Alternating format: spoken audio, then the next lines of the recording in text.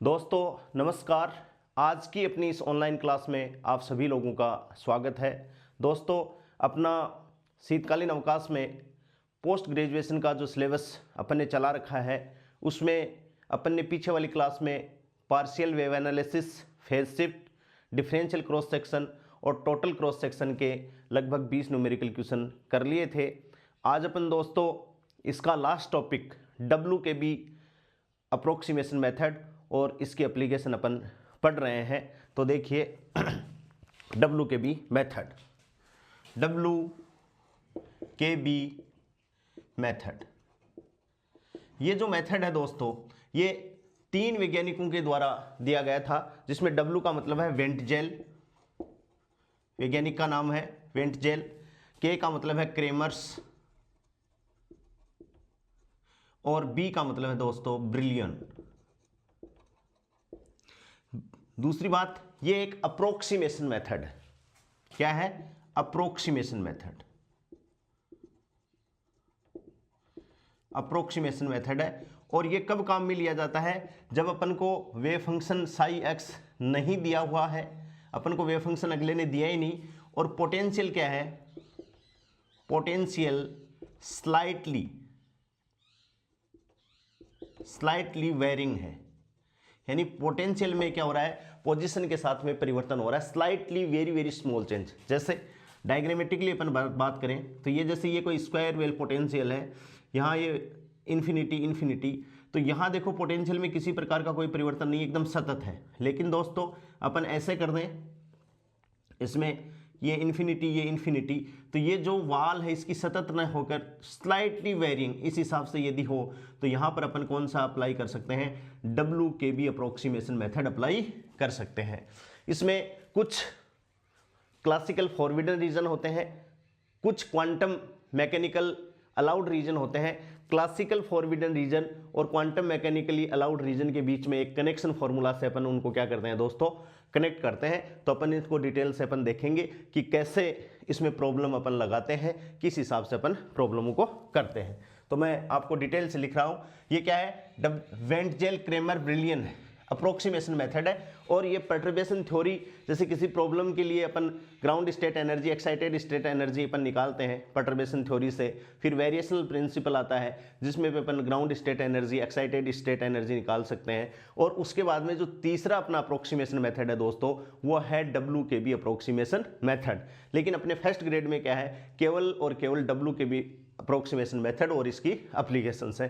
तो ये वेंटजेल Cramer brilliant method है, ये अप्रोक्सीमेशन मेथड है। किसी भी प्रॉब्लम की अप्रोक्सीमेट, लगभग 99% एक्यूरेट वैल्यू देता है, लेकिन फिर भी अपन इसको अप्रोक्सीमेशन मेथड कहते हैं। इसमें साई एक्स अपन को नहीं दिया हुआ, वेव फंक्शन अपन को नहीं दिया हुआ होता है, और पोटेंशियल है दोस्तों वो क्या है? स्लाइटली वेरिंग पोटेंशियल है। अब अपन इसको डिटेल से देखिए।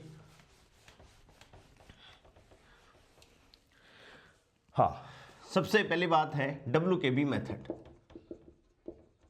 डिटेल से अपन इसको देखेंगे। WKB मेथड है दी WKB approximation, this is an approximation method. ये क्या है दोस्तों? अप्रोक्सीमेशन मेथड है, ठीक है। और किसके लिए वैलिड है? This is valid for slightly varying potential. This is valid for slightly varying potential. मान लो ये कंपटीशन में आ भी सकता है अपने कि किसके लिए वैलिड है? Slightly varying potential. इसका मतलब क्या हो गया? The variation is very small and we can say that the negligible variation in the potential. ठीक है दोस्तों। नेक्स्ट बात क्या है? If variation is almost constant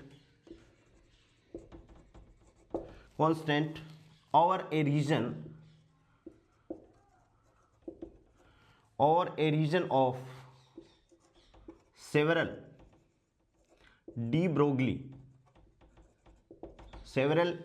de Broglie wavelength, कि डी ब्रोगली वेवलेंथ आप जानते हो लैम्बडा इक्वल्स टू क्या होता है, H/P होता है D Broglie wavelength. De Broglie ने ये कहा था कि जैसे प्रकाश की दोकली नेचर होती है वैसे ही कणों की भी क्या होती है, दोकली nature. Sometimes behave like as a wave, sometimes behave like as a particle. Wavelength है दोस्तों, ठीक है। हाँ, next the WKB approximation,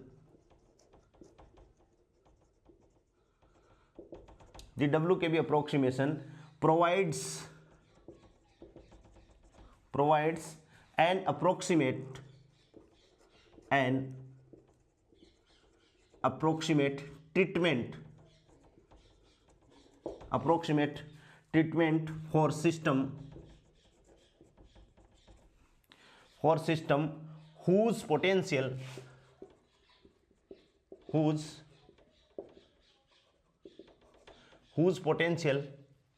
system इसी के आगे है whose potential while not constant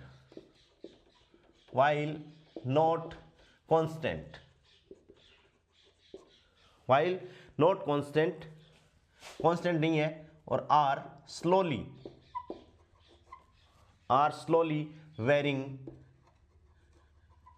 varying function of R का मतलब यहाँ पोजीशन से है। ये WKB मेथड के बारे में जनरल सी इंफॉर्मेशन है कि 3 लोगों के द्वारा दिया गया था, वेंट, जेल, क्रेमर और ब्रिलियन के द्वारा। ये अप्रोक्सीमेशन मेथड है। इसके valid for slightly varying potential है कि पोटेंशियल में थोड़ा बहुत परिवर्तन होना चाहिए, और if variation is almost constant और a region of several de Broglie wavelength. जैसे अपन बात करें तो वेव फंक्शन, अपने पास में जो वेव फंक्शन है साई एक्स, वो कैसे है दोस्तों, इस हिसाब से है, साइनसॉइडल वेव इस हिसाब से है, और पोटेंशियल है वो अपने पास में क्या होना चाहिए, इस हिसाब से कि जैसे ये वी एक्स है, और ये टाइम की बात अपन करें या पोजीशन की बात अपन करें दोस्तों, ये पोजीशन में ग्राफ है, तो पोटेंशियल लगभग अपना क्या होना चाहिए, एकदम ऑलमोस्ट कांस्टेंट होना चाहिए, या चेंज हो भी तो मैंने अभी आपको बताया कि यदि पोटेंशियल इस हिसाब से एकदम नॉट चेंज है, यानी किसी प्रकार का कोई परिवर्तन नहीं है, जैसे 0 से और इसकी, तो यहाँ अपन WKB अप्रोक्सीमेशन मेथड को नहीं लगाएंगे, नहीं यूज करेंगे। लेकिन यदि पोटेंशियल अपने पास में इस हिसाब से है, जैसे मान लो डायग्राम एग्जाम में बन के आ जाए आपके पास में इस हिसाब से, सिंपली परटर्बेशन का मतलब है समथिंग चेंज, वैसे WKB अप्रोक्सीमेशन में दैट इज क्या है, स्लाइटली वेरिंग पोटेंशियल है दोस्तों। तो यहाँ अपन जो अप्रोक्सीमेशन यूज करेंगे वो क्या है, WKB Wentzel, Kramer, Brillouin जॉन मेथड यूज करेंगे। क्या करेंगे, Wentzel, Kramer method use करेंगे। और इस वेरिंग पोटेंशियल के लिए अपन को श्रोडिंगर जो अपनी इक्वेशन थी उसका सॉल्यूशन अपन को देखना है, और क्लासिकली फॉरबिडन रीजन और क्वांटम मैकेनिकली अलाउड रीजन दोनों अपन डिफाइन करेंगे, और उसके बाद में उनको कनेक्शन फॉर्मूला से उस रीजन को क्या कर देंगे, कनेक्ट कर देंगे, और अपनी दी हुई प्रॉब्लम का सॉल्यूशन अपन याद कर लेंगे। ये सिंपल सी बातें हैं जो अपन को याद रहनी चाहिए। अब देखिए दोस्तों, मैं एक पोटेंशियल बनाता हूं, उसके हिसाब से आप समझ जाओगे कि भाई समस्या क्या है। जैसे मान लो ये एक पोटेंशियल है, ठीक है, अपन ने ये फ्रेम ऑफ रेफरेंस बना दिया, और इसमें मैं एक पोटेंशियल को प्लॉट कर रहा हूँ कि ऐसे एक पोटेंशियल अपन ने बना दिया, इस हिसाब से पोटेंशियल वेरिंग है, और ये V है, ये X है, और ये V, ठीक है, V में ऐसे परिवर्तन है। जैसे हार्मोनिक ऑसिलेटर का पोटेंशियल अपन देखें तो इसी हिसाब से आएगा 1/2 m⍵² x², ठीक है दोस्तों। अब यहाँ पर अपन बात करें तो ये मैंने टोटल एनर्जी की एक लाइन ड्रॉ कर दी कि ये कुल ऊर्जा है, और ये किसको शो कर रही है, V को शो कर रही है, ठीक है, और ये कुल ऊर्जा एनर्जी को शो कर रही है। दोस्तों ध्यान से आप देखो इस पे कि इस पॉइंट पे क्या है, E बराबर V है, क्या है दोस्तों, E बराबर V, और इस पॉइंट को मैं मान लेता हूं x1, और इस पॉइंट को मान लेते हैं अपन x2। अब देखो यहाँ एनर्जी यहाँ ये है, पोटेंशियल यहाँ ये है, यानी ये रीजन इसमें क्या है कि V is greater then E है, यानी पोटेंशियल ऊर्जा का मान एनर्जी से क्या है दोस्तों, ज्यादा है। तो यहाँ पर अपन मोमेंटम निकालेंगे, मोमेंटम जो अपन निकालेंगे श्रोडिंगर इक्वेशन में, ये क्या आएगा, 2mv माइनस ई आएगा। क्या आएगा, v equals to 2mv minus E. तो ये जो रीजन है इसमें क्लासिकल ये कहती है कि यहाँ पार्टिकल संभव नहीं है, यानी ये क्या है, क्लासिकली फॉरबिडन रीजन। क्या है दोस्तों, क्लासिकली फॉरबिडन रीजन हो गया। लेकिन यहाँ और इस पॉइंट पे क्या है, E बराबर V हो गया, तो इसका मतलब पोटेंशियल क्या हो गया, P इक्वल्स टू 0 हो गया। तो इस पॉइंट को अपन क्या कहेंगे, x1 और x2 जहां यहां पर है दोस्तों, x1 x2 are known as turning point. क्या है, टर्निंग पॉइंट्स है कि यहां कुछ न कुछ क्या हो रहा है, चेंज हो रहा है। जैसे अपन बात करें, अब यहां ये क्या है, यहां पर E ज्यादा हो गया, या यहां ये जो रीजन आया इसमें क्या है, E is greater than V, E is greater than V है, तो ये दोस्तों क्या है, क्लासिकली अलाउड रीजन। ठीक है, ये क्या है, क्लासिकली अलाउड रीजन। और इसके लिए अपन के इस रीजन के लिए अपन P को क्या डिफाइन करेंगे, 2m, और ये दोस्तों क्या हो जाएगा, E माइनस V। यानी क्लासिकल कहती है कि यहाँ पार्टिकल संभव है, लेकिन यहाँ पार्टिकल क्या है, फॉरबिडन है, यहाँ पार्टिकल संभव नहीं है। ठीक है, लेमडा बराबर डी ब्रोगली वेवलेंथ अपन जानते हैं, लेमडा बराबर क्या होता है दोस्तों, H/P। लेमडा बराबर H/P।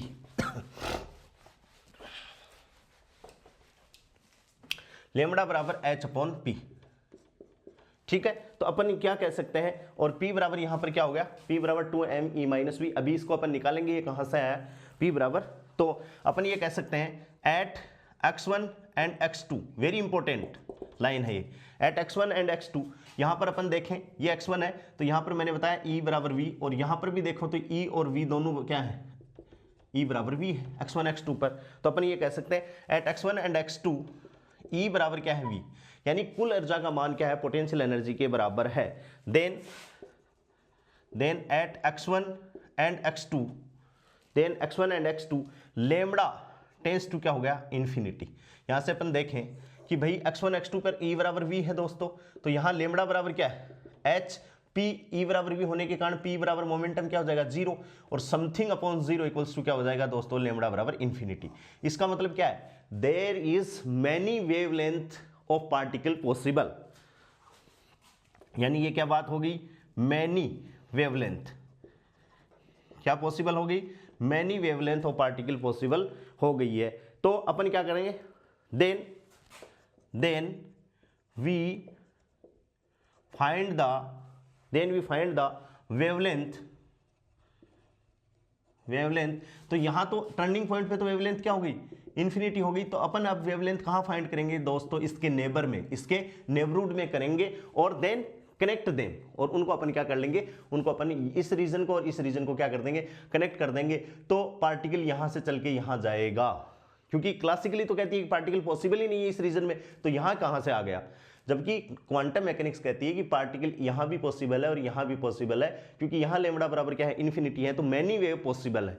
जबकि यहां वेव है वो इसके नेबरहुड में, यानी एक्स जो टर्निंग पॉइंट है उसके नेबरहुड में, यहां कैलकुलेट कर लेंगे, यहां कैलकुलेट करेंगे, and then we connect both the wavelength, और पार्टिकल अपन यहां पास आ सकते हैं। ये जो सुविधा अपन को दी हुई है, ये W के भी अप्रोक्सीमेशन में दोस्तों दी हुई है। ठीक है, then we find the wavelength in the neighbourhood, GHBOURED, find the wavelength in the neighbourhood and connect them, ठीक है, with the help of connection formula, कि कनेक्शन फॉर्मूला से अपन उसको दोस्तों क्या कर देंगे, कनेक्ट कर देंगे। ये बात आपको ध्यान में रखनी है। अब देखिए, ये समझ में आ गई होगी कि लेमडा बराबर infinity, that is turning point. ठीक है, अब देखिए मैं और आगे अपन डिटेल से इसको करते हैं। ये समझ में आ गई बात होगी। ये पोटेंशियल है, पोटेंशियल को डायग्रामेटिकली आप ऐसे ही बना सकते हो, कोई भी पोटेंशियल आए। दूसरी बात हमेशा आपको ये ध्यान रखनी है कि सिमेट्रिक पोटेंशियल के लिए ही ये वैलिड है। जैसे मान लो कोई पोटेंशियल आ गया, जैसे v equals to lambda x की घात 2, तो यहाँ दोस्तों या तो x की घात 2 हो सकता है, या x की घात 4 हो सकता है, x की घात 6 हो सकता है, x की घात 8 हो सकता है, x की घात 10 होता है। यानी ओड वेव पोटेंशियल के लिए, ओड सिमेट्रिक पोटेंशियल के लिए वैलिड नहीं है। इवन किसके लिए है, सिमेट्रिक पोटेंशियल के लिए ही WKB अप्रोक्सीमेशन मेथड को अपन अप्लाई कर सकते हैं। ये ध्यान में आपको रखना है। अब मैं इसको मिटा दे रहा हूं। अब देखिए दोस्तों, अपन श्रोडिंगर इक्वेशन लिखेंगे। श्रोडिंगर इक्वेशन से ये मोमेंटम वगैरह सब प्राप्त करेंगे और आपको अच्छे से समझ में आ जाएगी। ये बात आपको ध्यान में रखनी है कि टर्निंग पॉइंट पे लैम्डा टेंड्स टू इन्फिनिटी हो जाएगा और इन्फिनिटी होते ही many wavelength of particle possible. तो इसके नेबरहुड में अपन क्या करते हैं कि भाई एट x1 और x2 पे तो क्या है, लैम्डा टेंड्स टू इन्फिनिटी, तो उसके नेबरहुड में अपन वेवलेंथ कैलकुलेट करेंगे और उनको अपन आपस में क्या कर देंगे, कनेक्ट कर देंगे। तो देखिए अब अपन बात करते हैं दिस W के भी अप्रोक्सीमेशन क्लासिकली, दिस W के भी approximation is also known as semi classical approximation, non semi classical approximation। क्योंकि अपन क्या कर रहे हैं, दोनों रीजन को क्या कर रहे हैं, कनेक्ट कर रहे हैं, तो ये सेमी क्लासिकल अप्रोक्सीमेशन मेथड भी कहलाता है। क्या बात है क्लासिकल मेथड में, तो फॉर क्लासिकल सिस्टम, बहुत ध्यान देने की बात है, फॉर क्लासिकल सिस्टम जो वेवलेंथ है, जो डी ब्रोगली वेवलेंथ है, for classical system de Broglie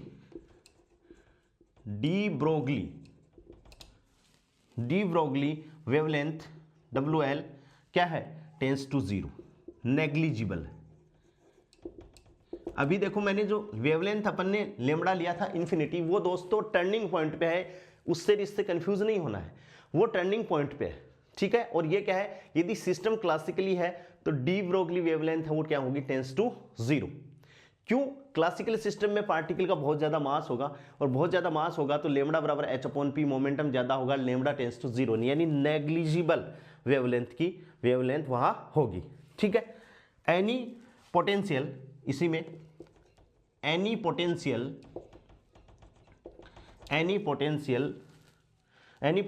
in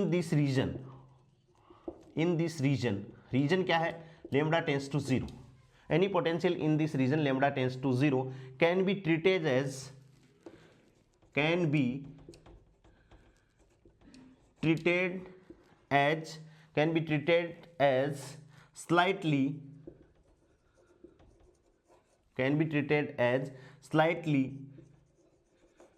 slightly varying potential। किसके हिसाब से क्रिएट होता है, स्लाइटली वेरिंग पोटेंशियल, यानी ये जो रीजन है उसमें पोटेंशियल को अपन क्या करेंगे, स्लाइटली वेरिंग रीजन से अपन बात करेंगे। अब दोस्तों अपन जानते हैं Schrodinger equation Hψ, time independent Schrodinger equation. W के भी अप्रोक्सीमेशन में अपन क्या यूज करते हैं, टाइम इंडिपेंडेंट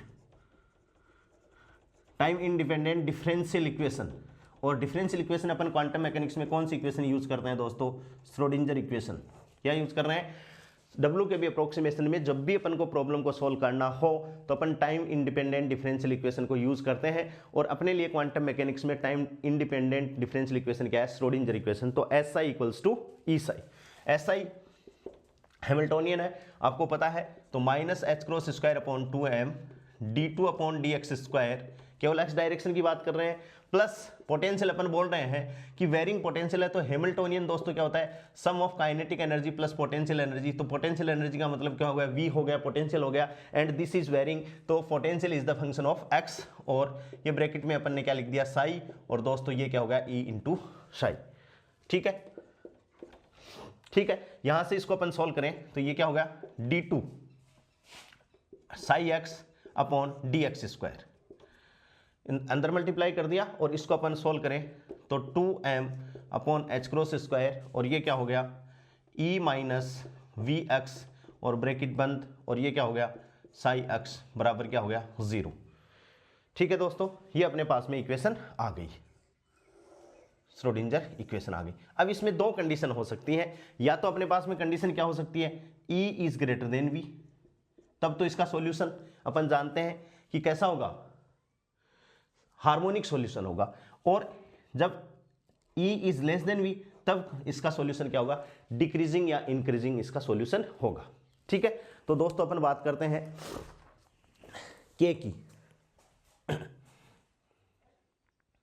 इसको अपन आगे और बात करें कि इसमें जो K आया वो ये K ये हो गया, यानी इसको अपन और क्या लिख सकते हैं, d2 Sai x/dx² plus k², और इंटू साई एक्स बराबर 0। ठीक है, अब इसमें के अपने पास में के स्क्वायर बराबर ये हो गया, यानी के स्क्वायर बराबर क्या हो गया दोस्तों 2m/h cross square E minus क्या हो गया v। ठीक है, तो के बराबर क्या हो गया under the root 2m/h cross square क्या हो गया ई माइनस वी।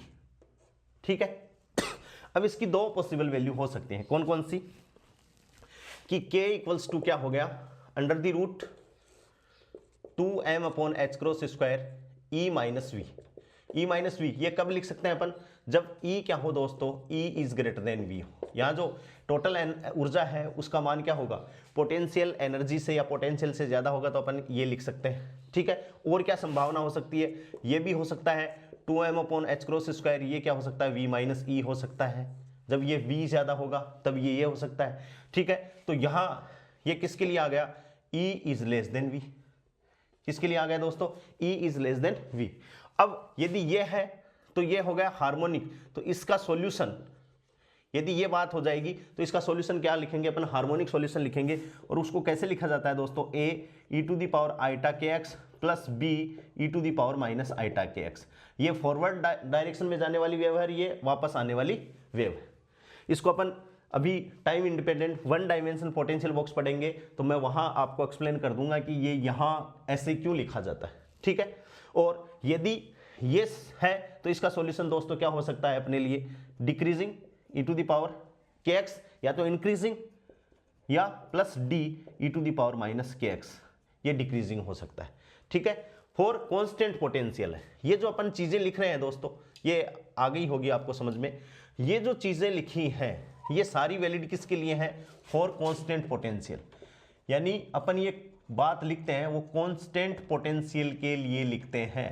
ये किसके लिए है, जो वेरिंग है वो कांस्टेंट पोटेंशियल के लिए है, कि पोटेंशियल है वो पोजीशन पे डिपेंडेंट नहीं करता, तब ये इक्वेशन अपने पास में आएगी और इस इक्वेशन का सॉल्यूशन अपन इस प्रकार से लिख सकते हैं। लेकिन अपनी प्रॉब्लम तो क्या है कि इसमें पोटेंशियल है वो पोजीशन के साथ में क्या है, स्लाइटली वेरिंग है, तो इसका जो सॉल्यूशन है वो अलग प्रकार से लिखा जाएगा।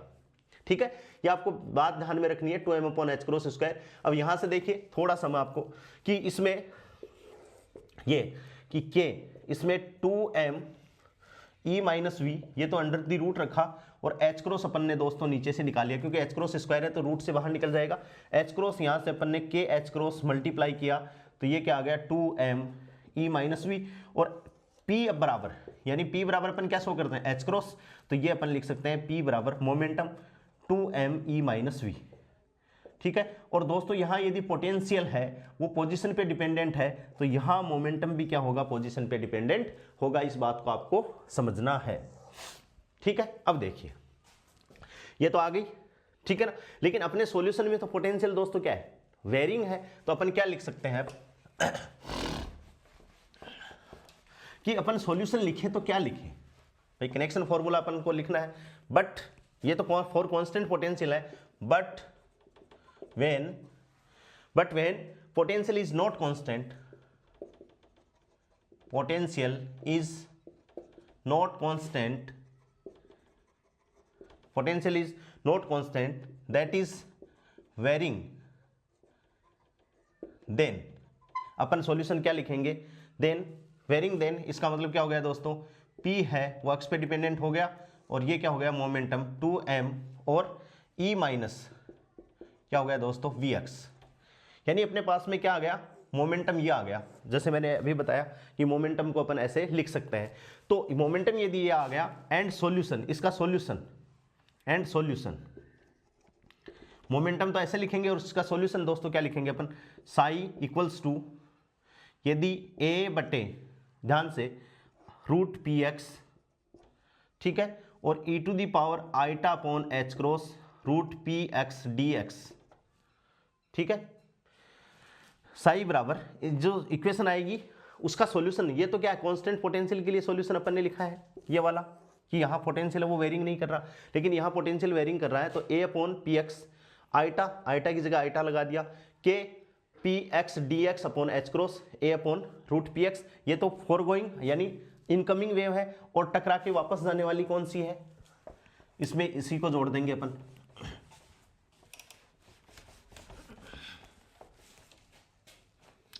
तो प्लस बी कोई कांस्टेंट है, पी एक्स का पी एक्स, ये अंडर द रूट, और ये क्या हो जाएगा दोस्तों e to the power minus iota upon h cross root p x क्या हो जाएगा डी एक्स। ये तो कब है, जब क्लासिकली ये जो रीजन है दोस्तों, ये इसका मतलब है E is greater than V के लिए है, और इसको अपन कहेंगे क्लासिकली अलाउड रीजन के लिए मैंने वेव फंक्शन लिख दी, अलाउड रीजन, यानी ये हार्मोनिक वेव फंक्शन हो गया। हार्मोनिक वेव फंक्शन जिसमें कोस थीटा और साइन थीटा है, कैसे, ये e to the power iota theta है, इसको अपन लिख सकते हैं cos theta plus iota sine theta, और ये दोनों फलन है वो हार्मोनिक फलन है दोस्तों, ठीक है। तो आइटा इसमें आ गया तो दैट इज हार्मोनिक, ठीक है। अब हार्मोनिक नहीं भी हो तो सॉल्यूशन अपन कैसे लिखें, सी, जैसे डिकेइंग हो तो सी अपॉन पी एक्स, कोई अनदर कांस्टेंट मान लिया ए बी सी, आप यहाँ कुछ भी लिख सकते हो, A1 B1 लिख सकते हो, C1 C2 लिख सकते हो, जैसे यहाँ लिखा है कांस्टेंट वैसे ही अपन ने वहाँ कांस्टेंट लिखा पी एक्स, और इसमें आइटा हटा दोगे तो ई टू द पावर क्या आ जाएगा 1 अपॉन एच क्रॉस क्या आ जाएगा p x d x plus d upon root p x, ठीक है, और e to the power 1 upon h cross और माइनस का निशान पी एक्स दोस्तों क्या हो जाएगा डी एक्स। ये किसके लिए हो जाएगा, E is less than V, और ये कौन सा रीजन हो गया दोस्तों, क्लासिकली फॉरबिडन रीजन। किस रीजन के लिए वेव फंक्शन लिखा जाएगा, क्लासिकली फॉरबिडन रीजन के लिए अपन क्या लिख सकते हैं, ये सॉल्यूशन अपन लिख सकते हैं। अब अपन जानते हैं प्रोबेबिलिटी, प्रोबेबिलिटी डेंसिटी आपको पता ही है, probability density will be of the form, कौन सी फॉर्म होगी, जैसे साई मोड स्क्वायर, तो साई स्टार साई इसमें अपन करेंगे, और मान लो ये तो कैंसिल हो गया तो क्या हो, कैसी पोजीशन हो सकता है, क्या होगा, किसके समानुपाती होगा, under the root p x के, मोमेंटम के क्या हो जाएगा विद कर्मानुपाती हो जाएगा। साई स्क्वायर इसको इसी से मल्टीप्लाई करेंगे तो रूट है यहाँ पे, रूट हट जाएगा दोस्तों, क्योंकि स्क्वायर कर रहे हैं ना साई स्टार साई, तो ये क्या आ जाएगा प्रोबेबिलिटी साई मोड स्क्वायर क्या हो जाएगा मोमेंटम के व्युत्क्रमानुपाती हो जाएगा, ठीक है। ये बात आपको देखनी है, ठीक है। हाँ, इफ मोमेंटम इज लार्ज, यहां से देखो if momentum is large then psi mod square क्या हो जाएगा दोस्तों विल बी स्मॉल, ये आपको ध्यान रखना है, ये क्या हो जाएगा विल बी स्मॉल। यदि मोमेंटम ज्यादा होगा तो जो अपना प्रोबेबिलिटी डेंसिटी है उसकी वैल्यू क्या हो जाएगी स्मॉल हो जाएगी, ठीक है। अब देखिए ये अपने पास में सॉल्यूशन आ गया, तो इसको अपन आगे और कैसे बढ़ाते हैं।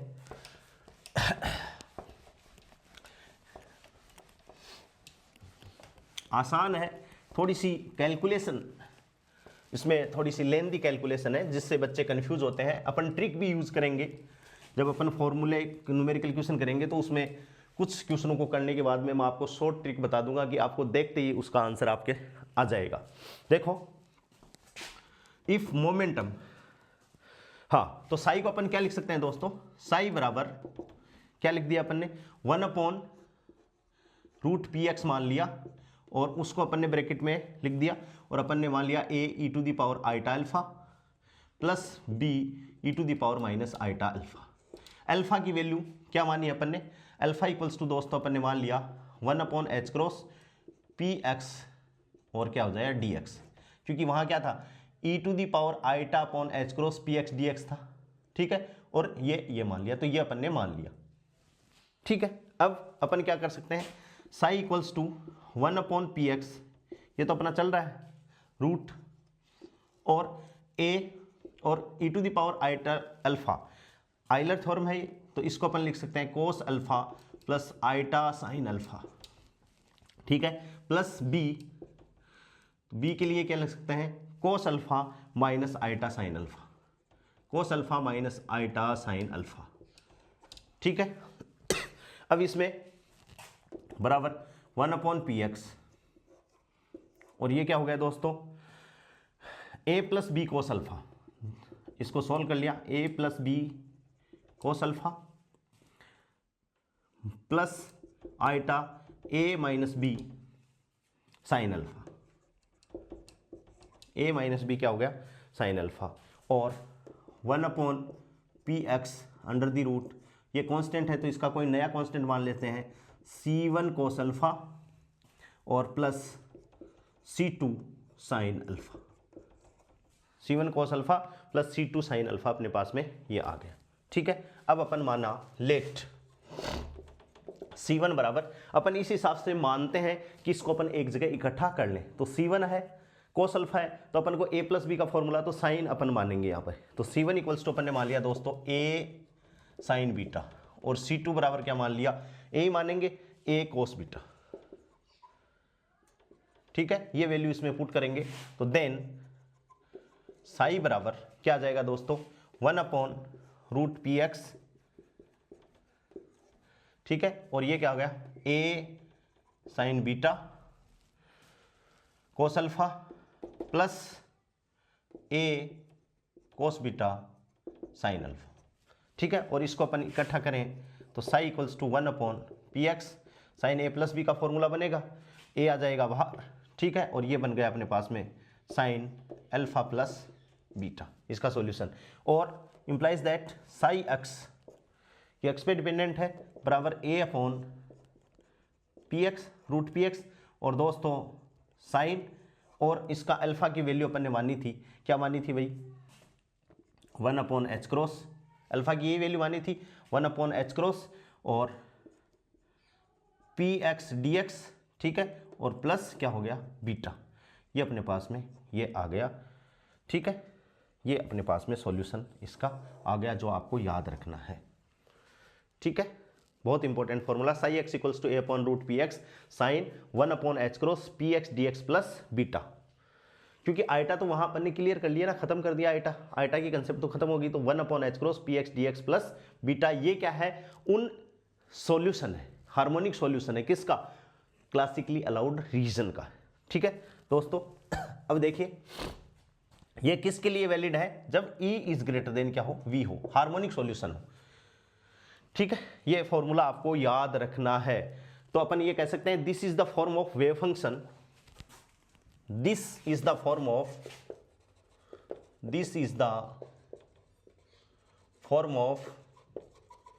Wave function, this is the form of wave function for classically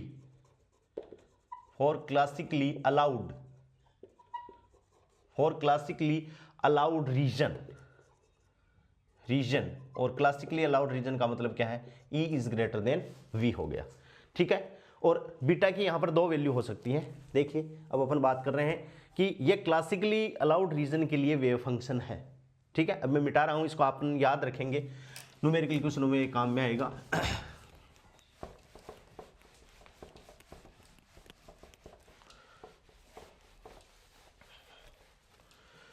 देखिए दोस्तों, हाँ, बीटा जो अपने पास में आया है, beta can take two values, जो फेज फैक्टर है beta can take two values, beta की दो वैल्यू हो सकती हैं।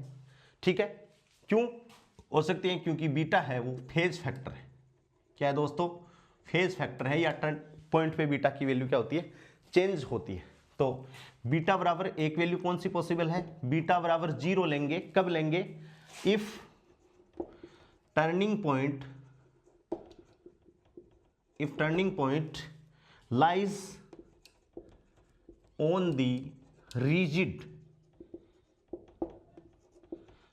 वाल।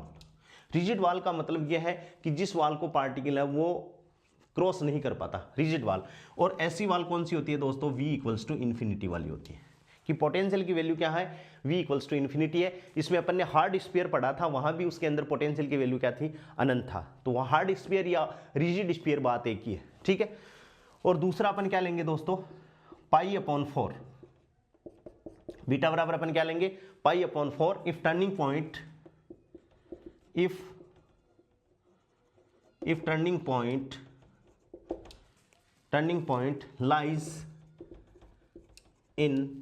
lies in non-rigid walls। Non rigid walls का मतलब है जहां V की वैल्यू क्या नहीं हो, अनंत के बराबर नहीं हो, वो अपने लिए क्या आ जाएंगी दोस्तों, नॉन रिजिड वॉल आ जाएंगी। ठीक है, एट टर्निंग पॉइंट अभी मैंने बताया था eight x1 x2, eight turning point क्या होगा, at turning point kinetic energy बराबर हमेशा क्या होती है टर्निंग पॉइंट पे 0, काइनेटिक एनर्जी 0 है दोस्तों, तो मोमेंटम क्या हो गया 0 हो गया। और बाउंड्री कंडीशन क्या लग गई, बाउंड्री कंडीशन टर्निंग पॉइंट पे क्या हो गई, साई 1 बराबर क्या हो गया दोस्तों साई 2। ठीक है, तो साई 1 बराबर साई 2 का मतलब क्या हो गया, साइन थीटा 1 बराबर साइन थीटा 2, साइन थीटा 1 बराबर क्या हो गया साइन थीटा 2। और थीटा की वैल्यू अपन ने क्या मानी है 1/h cross p x d x plus beta, ये अपना थीटा है। साइन की वैल्यू अपन ने मानी है a/√px, a/√px तो कट जाएगा जो अपना वेव फंक्शन आया था, और थीटा बराबर अपन ने माना है 1/h cross p x d x plus क्या है दोस्तों बीटा है। ठीक है, और यहां से जैसे अपन इसको सोल्व करेंगे तो ये अपने पास में निकल के आएगी थीटा 1 प्लस थीटा 2 बराबर n पाई। जब n की वैल्यू कहां से कहां तक वैलिड है, n बराबर वेरी है दोस्तों 1 2 3 एंड सो ऑन। इस कंडीशन को अपन क्या कहते हैं क्वांटाइजेशन, क्या कहते हैं क्वांटाइजेशन की कंडीशन कहते हैं।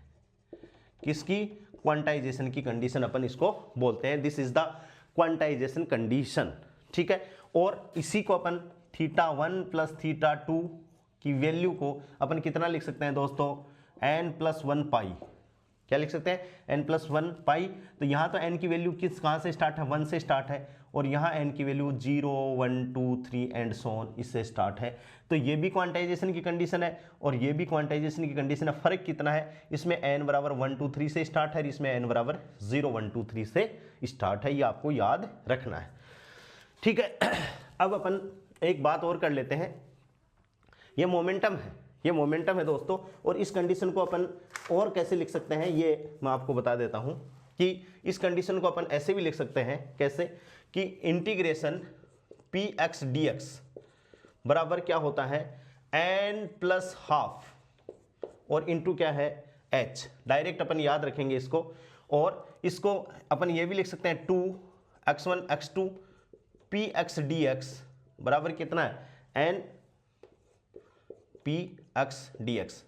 ये लिख सकते हैं अपन दो टर्निंग पॉइंट, जैसे मान लो कोई पोटेंशियल इस हिसाब से है और ये ऐसे टर्निंग पॉइंट, ये x1 x2 है और ये x1 x2 है, ऐसे पोटेंशियल अपने पास में हो तो यहाँ से अपन क्या कर सकते हैं, देन इंटीग्रेशन x1 से x2 P x d x, जिसको अपन थीटा 1 बोल रहे हैं, ये क्या हो जाएगा 2 का इधर भाग लग जाएगा इसमें, तो क्या हो जाएगी ये कंडीशन n+12 और h/2, n+12 h/2।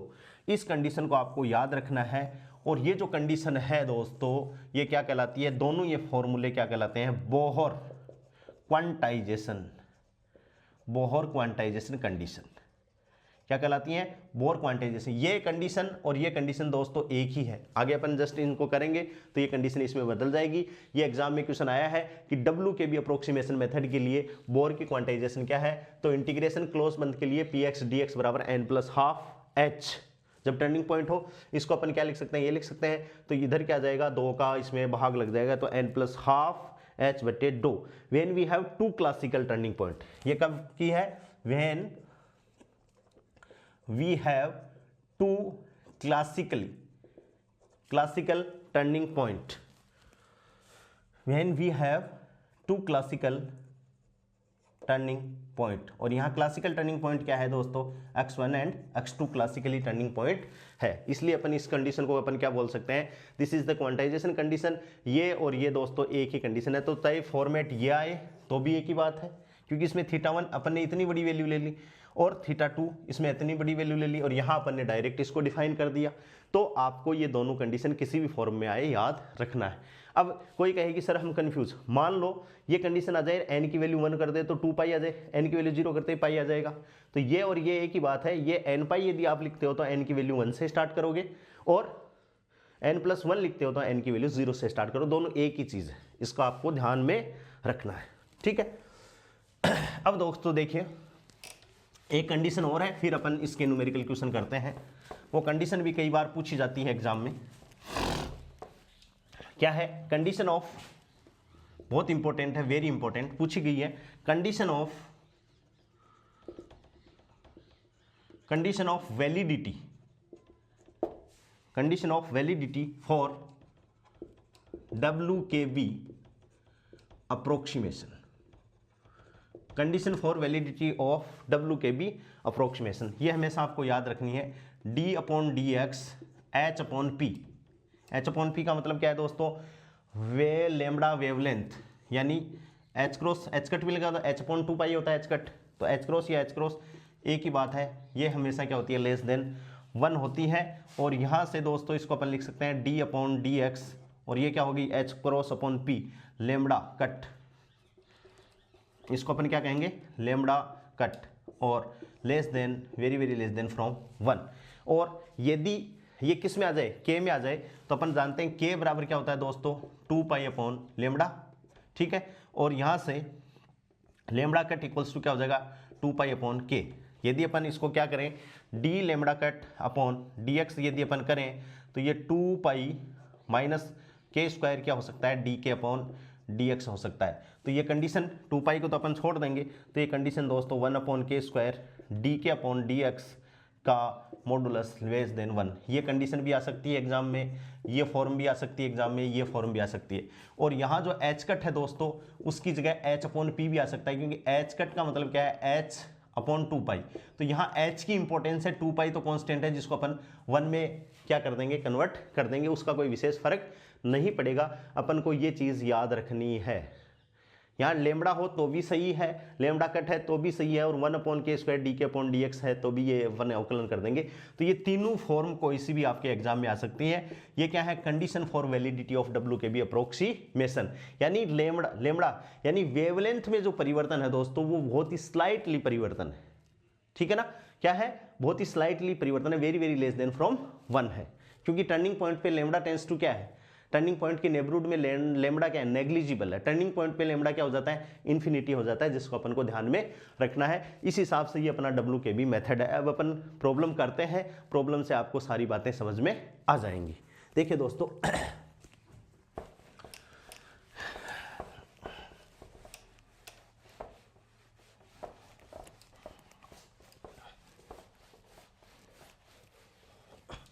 पहला क्वेश्चन है, बहुत ध्यान अच्छे से, पहले अपन क्वेश्चन को डिटेल से करेंगे और फिर अपन शॉर्ट ट्रिक अपना लेंगे। दोस्तों क्या है, use the W K B approximation, use the W K B approximation to calculate the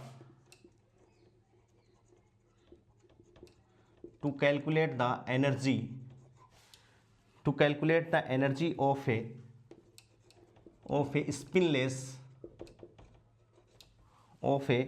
spinless particle of mass m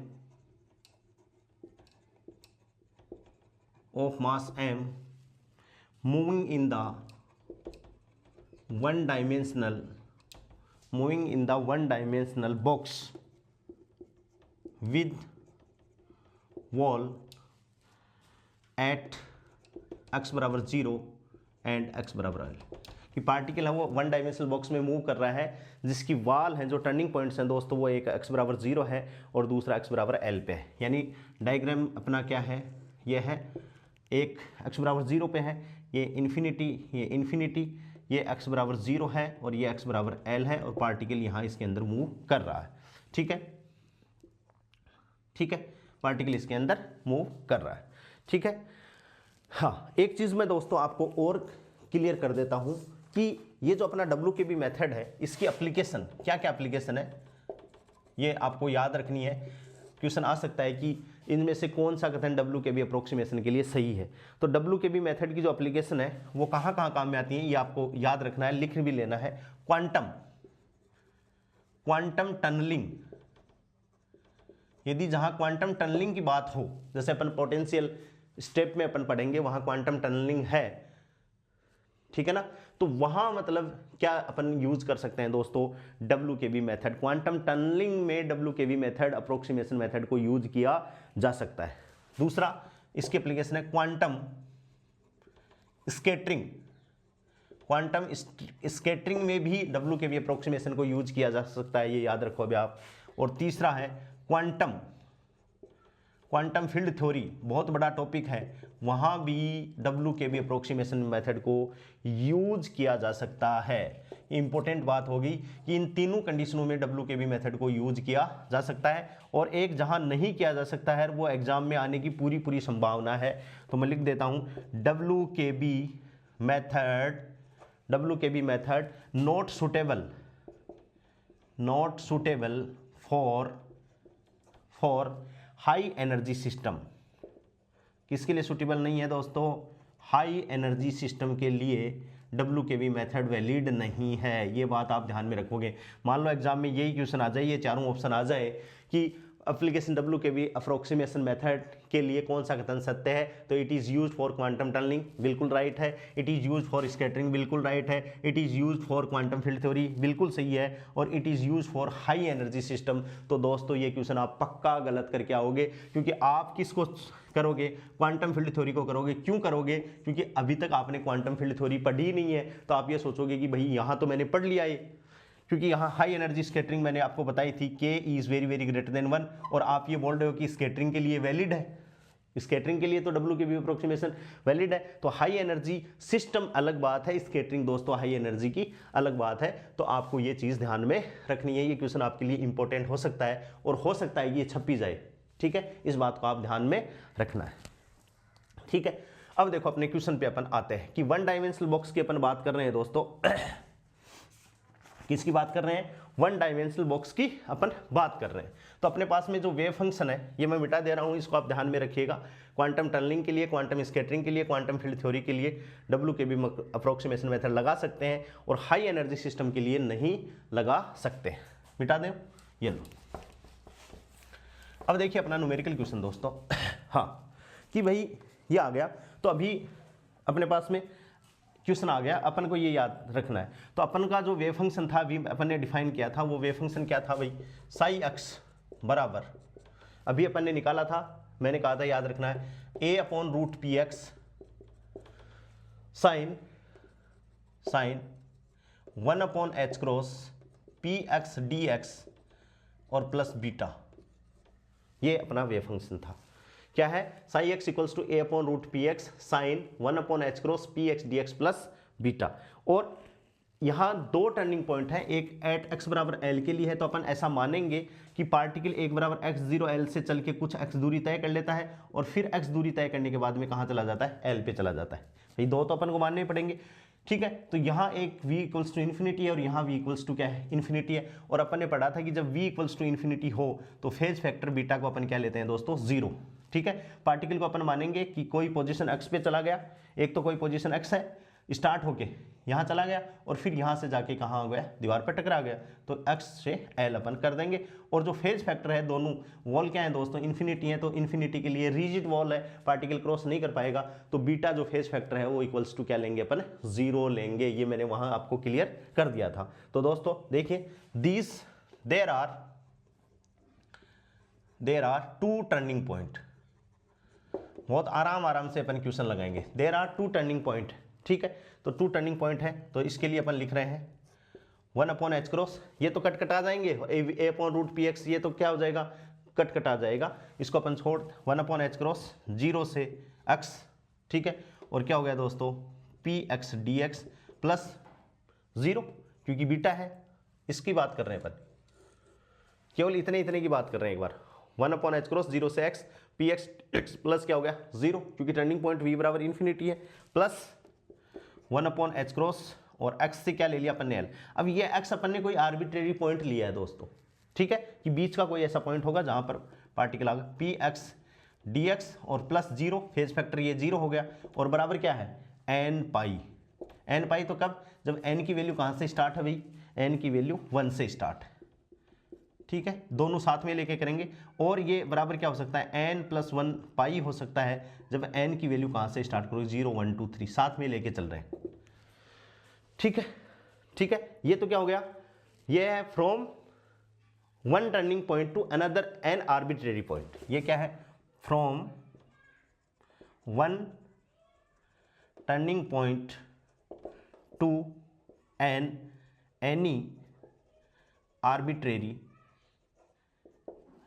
point in the well, in the potential well, ठीक है। और ये क्या है, फ्रॉम आर्बिट्रेरी, फ्रॉम x2 या x2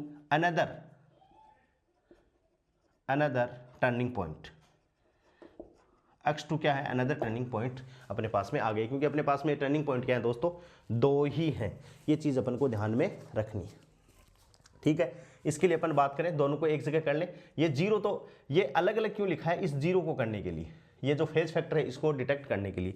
तो ये अपने पास में क्या आ गया, एच क्रॉस अपनी जगह है, तो 1/h क्रॉस, इसको अपन एक जगह करें दोस्तों, तो ये क्या हो गया, 0 से l, इसको अपन निकल लें ऐसे 0 से l, और ये क्या हो गया, px dx बराबर क्या आ गया, n पाई या n+1 पाई। ये दोनों या तो ये इसके बराबर हो सकता है या इसके बराबर होगा, इसके बराबर होगा तो n की वैल्यू यहाँ से स्टार्ट है, इसके बराबर होगा तो n की वैल्यू यहाँ से स्टार्ट है, ठीक है। इंप्लाइज दैट, इसको अपन सोल्व करें तो 0 से l px dx बराबर क्या है, मल्टीप्लाई कर दें तो n पाई h क्रॉस, या क्या हो जाएगा n+1 पाई h क्रॉस। क्या हो गया, 0 से l px dx बराबर n पाई h क्रॉस से मल्टीप्लाई हो गया। अब अपने पास में ये इक्वेशन दोस्तों आ गई, ठीक है। अब मैं इसको मिटा दे रहा हूं। अब देखिए ये अपने पास में आ गई px dx, p बराबर क्या है, p बराबर अपन जानते हैं 2me-v, ठीक है। और टर्निंग पॉइंट के लिए v बराबर क्या है, 0, नहीं सॉरी, टर्निंग पॉइंट के लिए e बराबर क्या है दोस्तों, v, तो वहां मोमेंटम तो 0 है। तो यहां से देखिए इंप्लाइज दैट इंटीग्रेशन है 0 से l px dx, ठीक है। तो px को अपन क्या मान लेते हैं, कांस्टेंट मान लेते हैं कि pn क्या है, कांस्टेंट है। तो ये क्या आ गया 2me अंडर द रूट, क्योंकि p बराबर यही होता है, और dx का इंटीग्रेशन क्या हो गया x, और लिमिट रखेंगे तो क्या हो जाएगा दोस्तों l। तो l बराबर क्या हो गया n पाई h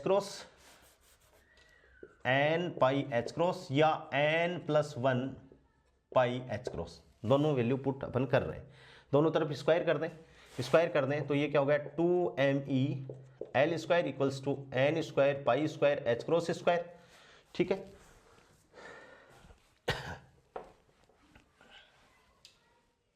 ठीक है, और n+1 का whole square pi square h cross square, दोनों साथ साथ में चल रहे हैं, और यहां से e निकालना है तो e इक्वल्स टू दोस्तों क्या हो गया n square pi square h cross square बटे 2ml स्क्वायर। यही होती है energy one dimensional potential box के लिए, अपन पढ़ेंगे इसको। यहाँ n बराबर कितने से स्टार्ट है, ये 1 से स्टार्ट है, 1 2 3 4 and so on. One dimensional potential box के लिए इतनी होती है। और E बराबर दूसरा फॉर्मूला अपन यूज कर रहे हैं, तो n+1 का whole square pi square h cross square upon 2ml square. यहाँ n की वैल्यू किससे स्टार्ट है, 0 1 2 3 से स्टार्ट है, तो भी एक ही बात है दोस्तों, ठीक है। ये एनर्जी जो आ गई वो अपन ने W के भी अप्रोक्सीमेशन मेथड लगा के कर ली, और ये वन डायमेंशनल पोटेंशियल बॉक्स के लिए क्या है, ग्राउंड स्टेट या जो एनर्जी का फॉर्मूला है, इसमें n बराबर 1 करेंगे तो ग्राउंड स्टेट की एनर्जी आ जाएगी, और n बराबर यहाँ 0 करेंगे तो भी एनर्जी दोनों के लिए क्या आ जाएगी दोस्तों, सेम ही आ जाएगी। तो अपन ने W के भी अप्रोक्सीमेशन मेथड लगा के वन डायमेंशनल पोटेंशियल बॉक्स की प्रॉब्लम को दोस्तों अपन ने क्या कर लिया, सॉल्व कर लिया है। तो इस हिसाब से आपको ये ध्यान में रखना है, इस W के भी अप्रोक्सीमेशन को आपको पढ़ना है, और इसकी जो और प्रॉब्लम है और ट्रिक है वो मैं आपको नेक्स्ट वीडियो में एक वीडियो इसका और बनाएंगे, जिसमें केवल और केवल अपन W के भी अप्रोक्सीमेशन मेथड की प्रॉब्लम को ही डिस्कस करेंगे, और अपनी ये यूनिट दोस्तों क्या हो जाएगी, खत्म हो जाएगी। आज के लिए इतना ही, बहुत बहुत थैंक्स।